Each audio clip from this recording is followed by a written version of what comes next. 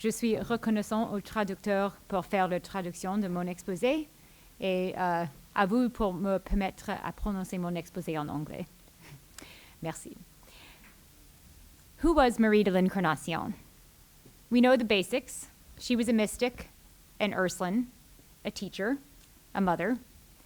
We know she founded a school for indigenous girls, served as superior of her community several times over, made a name for herself among the 17th century colonial elites. We know she was a woman of deep faith, a woman of intense prayer, a woman with a richly developed sense of interior spirituality. We know, too, that she had a head for business, an abundance of energy, and a talent for languages, enough of a talent anyway to compose a catechism in Iroquois and to compile a dictionary in Algonquin. We know that Marie, even as a child, inclined toward religious life, that she hadn't wanted to marry, that she only acquiesced out of obedience to the wishes of her parents. We know that she rejoiced when her husband died, left her only son to enter the convent, and never looked back. We know these things, or we think we know them, because to the boon of historians, Marie and her contemporaries left behind a robust body of documentary evidence. I don't need to list for those of you here the extensive catalog of Marie's own extant written works, but to name a few: her Relations of 1633 and 1654, the Catechetical École Sainte, the Entretien Spirituel, and hundreds of letters addressed to a diverse array of recipients, both in and beyond Canada.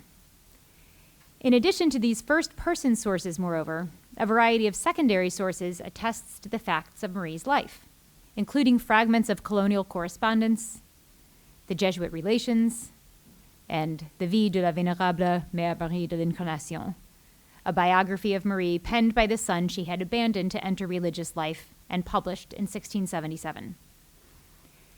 This relative wealth of testamentary documentation makes the task of knowing about Marie de l'Incarnation fairly straightforward, at least in comparison with those more ancient greats of Christian history whose life stories are darkened by the long shadow of Christianity's past. And yet, as much as this well-stocked reservoir of sources enables us to know about Marie, it also conditions what we know about Marie, obscuring some facts, enhancing others, foregrounding some details, eclipsing others, favoring some interpretations, discouraging others. There are, to be sure, things we know about Marie with a great deal of certainty. We do know with a great deal of certainty that she was a mystic, an Ursuline, a teacher, a mother. But much else of what we think we know about Marie is shrouded in uncertainty, inflected by the genre of the sources we have, shaded by their particular purposes, angled to the demands of their intended audiences. And much of what we know, or think we know about Marie, is given to us by Claude's Vie de la vénérable mère Marie de l'Incarnation. I find, I must admit, some poetic justice in this, some kind of symmetrical harmony between cause and effect, some sort of cosmic kismet. For Claude, after all, the abandoned son who came crying outside the convent gates, begging that his mother be given back to him, never stopped craving the kind of proximate intimacy that the Vie in the end afforded him. In the end, Claude got his mother back. For the Vie, his hagiographic paean to his mother, fleshed out and supplemented by his own recollections, is ground zero for any scholar wanting to know about Marie de l'Incarnation. I want to focus my comments today on the kind of knowing that the Vie enables, or on questions of epistemology, on questions not about what we know, but how we know, and on the relationship, in particular, between hagiography as a way of knowing and history. So what I offer you today is sort of a meditation on method, which is another one of my pet interests. So much of what we know or think we know about Marie is conditioned by genre, purpose, and the intended audience of the Vie. So this is by itself a rather banal and boring point to make. It's certainly no secret, nor is it news, that the form of a text shapes its content, that style determines substance. Indeed, nowhere are these most rudimentary lessons of literary analysis more obvious than in the case of hagiography. A notoriously rigid genre, hagiography hews to a rather narrow set of conventions in telling the story of the saint in imitation of Christ. The stories of the saints are stories of alteri Christi, other Christs, who imitate, albeit imperfectly, the original thing, Saints' lives are not immune, to be sure, from the pressures of time, but the standard of sanctity has always been and remains closely tethered to the Christological paradigm. The purpose of hagiography, after all, is as much apology as edification, as much argument in defense of an individual's sanctity as a lesson for the faithful on the way to salvation and the practice of Christian virtue. Put differently, and in the terms of this colloquium, hagiography is driven by a powerful impulse toward universality. There is, ultimately, in the end, but one hagiographic narrative. All saintly vitae, in the end, are just variations on the gospel story, like so many infinitely refracted reflections of the one and only Christ. Thus it is that Claude tells Marie's story in the V as the story of sacrifice akin to Christ's own, the story of a loving mother whose painful decision to abandon her only son for religious life was nothing short of crucifying. Thus it is, too, that Claude writes his mother into being as a reluctant bride, an obedient daughter, an eventual widow grateful for the opportunity, and finally to satisfy her hunger for conventual life. Is there any other way to tell the story of a saint? But the lives of the saints aren't just exercises in universality. To be sure, there's a lot of recycling going on in the lives of the saints. Themes, motifs, even the literal words of evangelical scripture recur repeatedly in hagiographic narratives, as do themes, motifs, and passages from historically anterior vitae. For second best to inscribing the subject as an alter Christus was inscribing the subject as an alter sanctus. Thus, Claude likens his mother more than once in the V to Teresa of Avila, the Carmelite mystic who had been canonized as the paradigmatic example of counter-Reformation female sanctity just 55 years earlier. Giving form and substance to the lives of the saints, however, is not just an impulse towards universality, but an equally powerful and no less apparent impulse towards singularity. No one vita is like any other. The particular details of time, place, and personality that distinguish one saint from another, manage without fail to puncture the stereotyped veneer of hagiographic convention. Included in the V, then, are details, poignant and searing details, of Claude's efforts to capture the attention of his mother after she entered religious life, of Marie's arduous journey across the Atlantic, of the fire that razed the Ursuline monastery in Quebec in 1650, details that Claude interprets, to be sure, within the universalizing framework provided by the hagiographic tradition, but details whose singular color and texture add depth to the portrait of sanctity. I'm by no means the first to recognize this dynamic between universality and singularity that marks the lives of the saints. Aviad Kleinberg put it this way: "The hagiographer," he wrote, quote, "had to produce just enough hagiographical commonplaces to convince the reader of his subject's sanctity, and enough neutral and unconventional material to convince the reader of the writer's sincerity." Charged with the task of negotiating between the countervailing demands of fidelity to form and fidelity to fact, hagiographers like Claude walked the fine line between imitation and innovation, between limning the saint as alter Christus and letting the saint speak for herself. Hagiography, we've known for generations now, is not history. Hagiography, to be sure, contains nuggets of historical data to be mined by determined historians like so much stone from a quarry. But ever since Hippolyte Delahaye, we've known that whatever else hagiographers were doing, edifying the faithful, promoting the saint, sanctifying themselves, they weren't writing history. Or were they? In the time that remains to me, I want to try and narrow the gap between hagiography and history, reflecting not just on the ways in which hagiography reveals the traces of history, but on the ways in which history itself admits of hagiographic dimensions. It's my contention that as ways of knowing, history and hagiography are in fact epistemological peers. Hagiography, I contend, can teach us a lot about history, and not just about historical facts and places and peoples, but about the historical method and the kinds of knowing that the discipline of history enables. So since at least the turn of the 20th century, it's been something of a scholarly commonplace, at least within the context of the secular university, to distinguish history from hagiography as a thesis from its antithesis.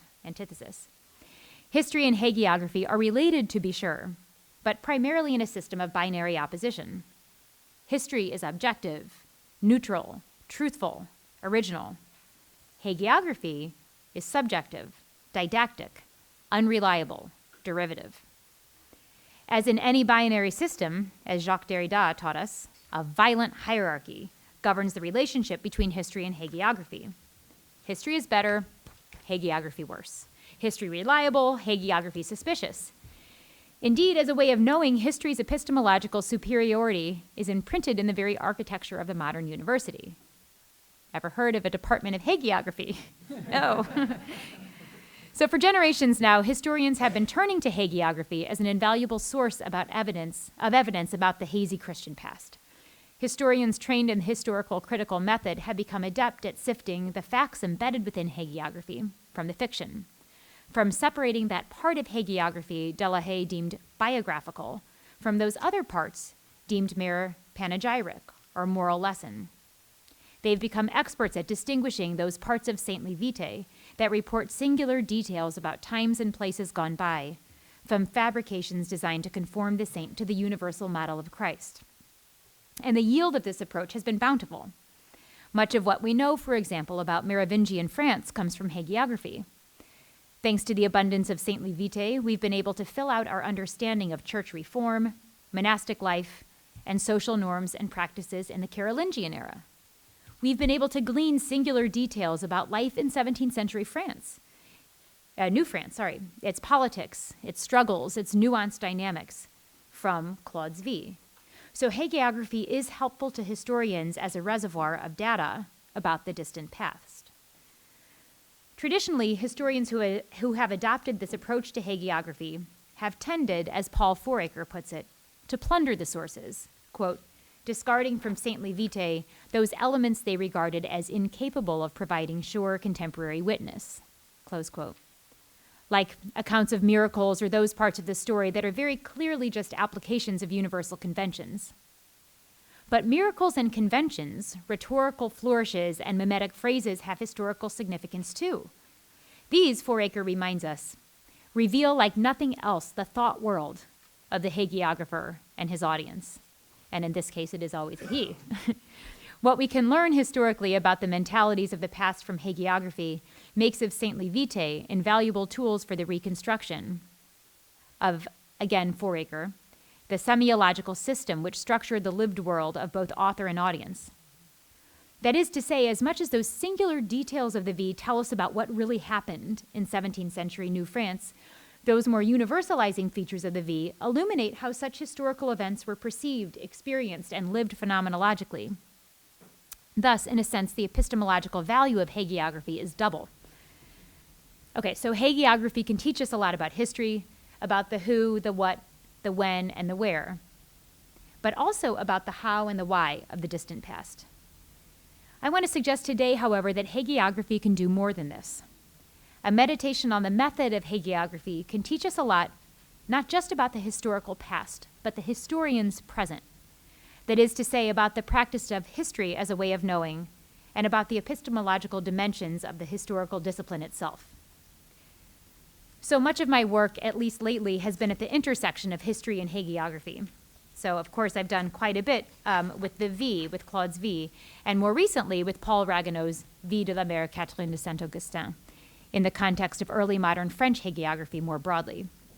And so I've had plenty of opportunity to reflect lately on the relationship between hagiography and history.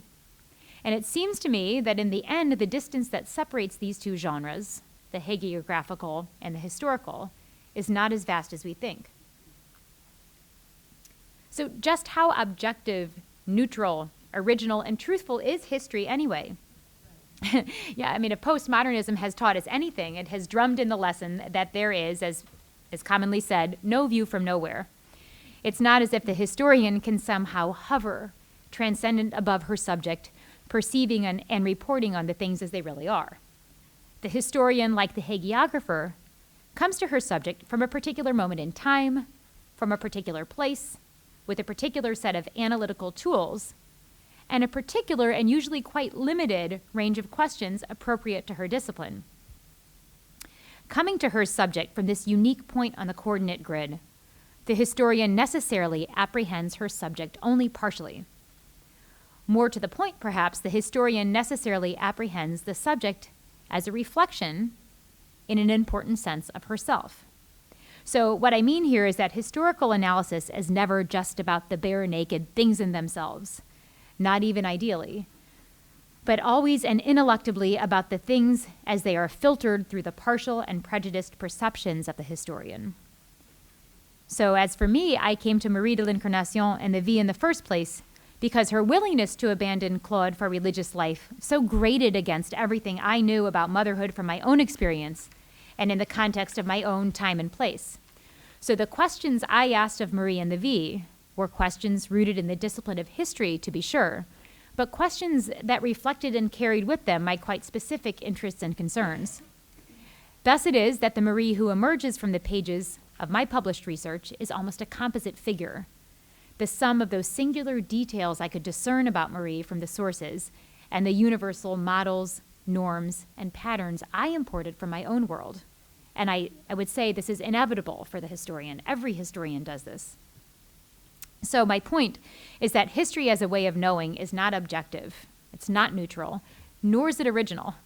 So lest we labor under the illusion that the discipline of history is unencumbered by master narratives of the sort that structure hagiography, we would do well to remind ourselves just how difficult it is to think against the grain of historiographic tradition. It's not just the hagiographic tradition that constrains the imagination, but the historiographic tradition too. So how tempting it is, for example, for the American scholar to filter her subject through the prism of freedom and autonomy.